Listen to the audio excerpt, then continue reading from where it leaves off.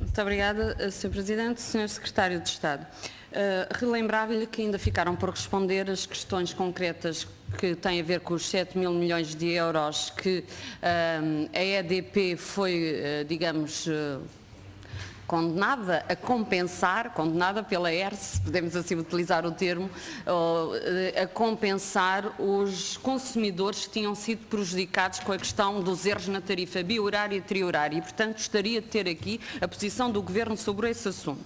Também faltou dizer e em que medida, porque ainda agora quando se referiu ao caso da Cirurgia Nacional, garantiu que a partir do dia 1 de julho a Cirurgia Nacional teriam preços mais baixos. Esses preços serão só para a Cirurgia Nacional e então as indústrias como a cerâmica, etc., o que é que vai acontecer? Depois gostaria de lhe dizer que, relativamente à questão do anteprojeto de decreto sobre os low cost, ainda bem que e agradeço que me tenha feito distribuir, nós vamos analisar com cuidado e claro que daremos o nosso contributo, como damos sempre, cada vez que nos é solicitado e mesmo quando não nos é solicitado, porque quero lembrar o Sr. Deputado Matias que o projeto de resolução do PS acerca deste assunto foi em 15 de março de 2011 e foi aprovado pelo Parlamento, recomendando ao Governo, portanto, a adoção de medidas nesta matéria. Passado todo este tempo, mesmo com uma primeira declaração do Sr. Ministro da Economia de intenções em atuar neste campo, também com manifestação de lobbies poderosíssimos que não deixariam a atuar neste campo. Até hoje nada foi feito. Pronto, damos as boas-vindas ao projeto, ao anteprojeto que agora está em cima da mesa, mas também gostaríamos de perguntar qual é o time para a execução do mesmo.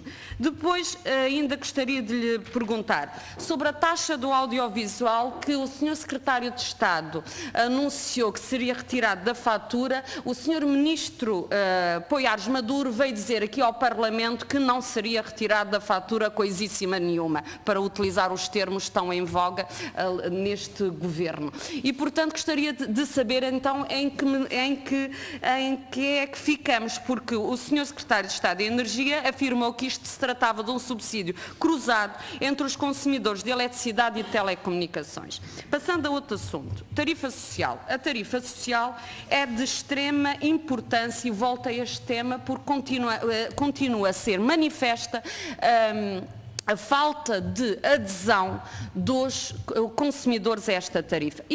E não é por falta de necessidade, porque nós sabemos que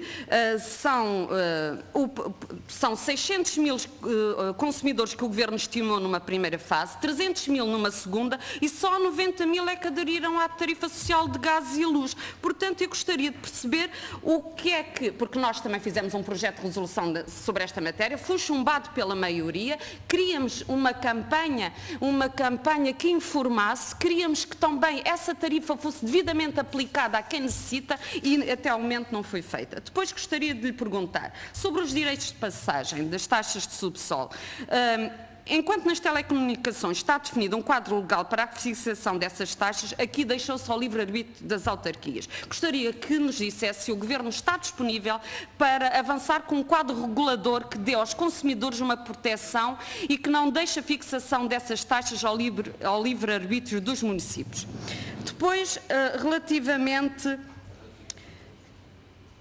à questão dos custos da energia, a questão da taxa de ligação à rede, o Sr. Secretário de Estado ainda não disse exatamente em que medida é que vê essas alterações e eu dei-lhe o exemplo do que o mercado ainda não funcionava totalmente bem nesse aspecto. Mas eu acho, e já se referiu de passagem a isso, que ainda temos que atuar ao nível da distribuição e mesmo, se possível, da armazenagem. E aí, o que é que o Governo está a pensar fazer? E para quando?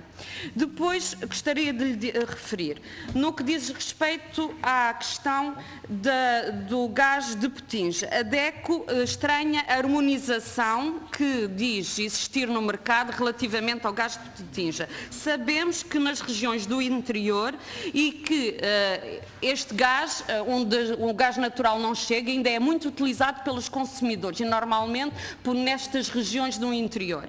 70% 60% dos lares usava este gás de em 2010. Em 2010 eram as diferenças entre este gás e o gás natural eram de cerca de 30%. Neste momento são o dobro a diferença de preços e que são praticamente idênticos de zona para zona, com diferenças apenas de €1. Portanto, gostaria também que nos dissesse o que é que pensa fazer sobre este assunto. Relativamente aos carros elétricos, também sei que já manifestou que é sensível e que acha que é algo a incentivar. Em concreto, o que é que acha que deve ser feito?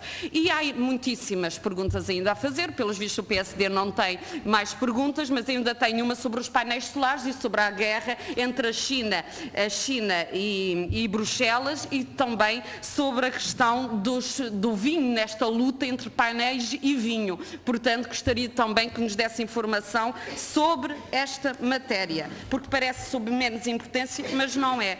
E, portanto, senhor Secretário de Estado, ultimar que mesmo nos combustíveis low cost, dizer mesmo quando é que pretende que este projeto entre em vigor, porque nós achamos que é urgente. Muito obrigada.